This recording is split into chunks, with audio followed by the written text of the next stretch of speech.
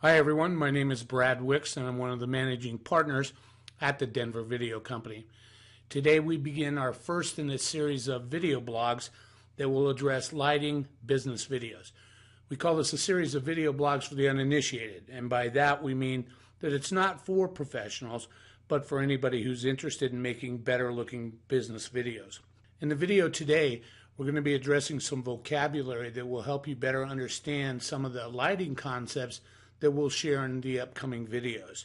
And I know that going over terms is no fun, but it's important that we be able to describe to you light and how it's going to interact and react with your subject matter of your video. So let's just get started. The first term that I want to share is hard light. Now, hard light is defined as a light that produces a shadow that has a crisp, defined edge.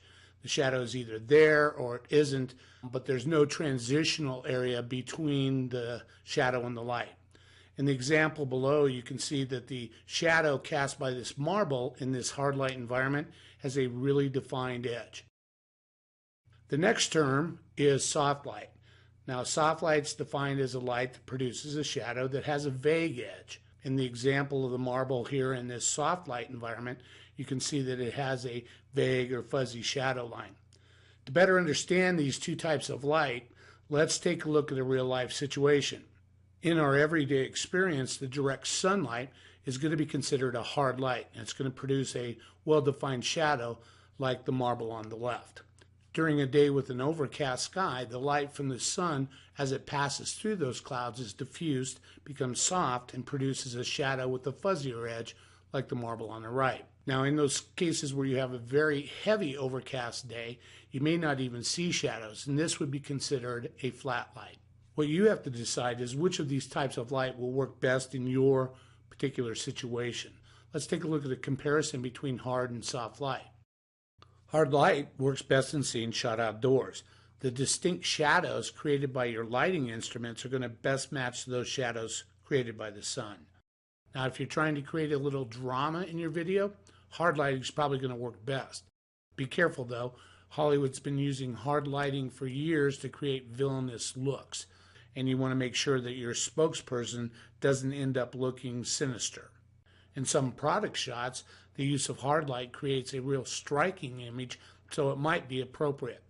With soft light, you're going to find that it works best for indoor shots. Lighting in an office that comes from overhead and bounces off white walls is indeed quite soft.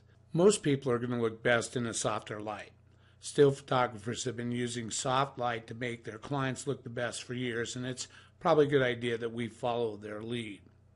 Now, product will always look good to a certain extent in soft light, but it might be a little flat with no real definition, and that could be a problem.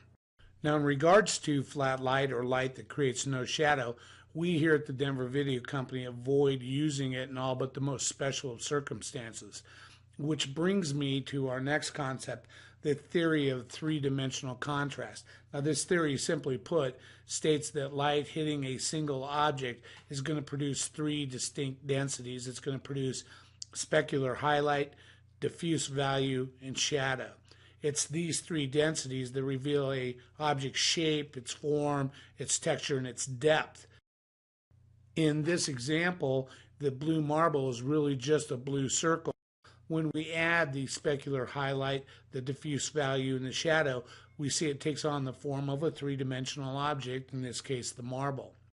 Additionally, we can also define those areas of transition between these densities with specular edge transfer and shadow edge transfer.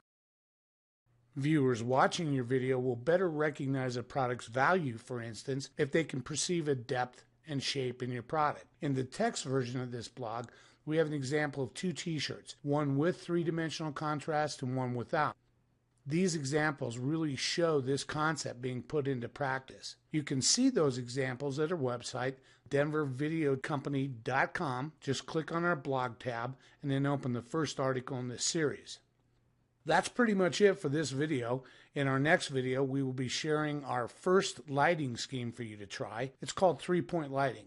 Make sure you subscribe to our YouTube channel so you don't miss any of our video blogs, and visit our site to see even more information on every subject that we're going to be covering. Once again, that's denvervideocompany.com. And while you're there, make sure you like us on Facebook and follow us on Twitter at Denver Video Co.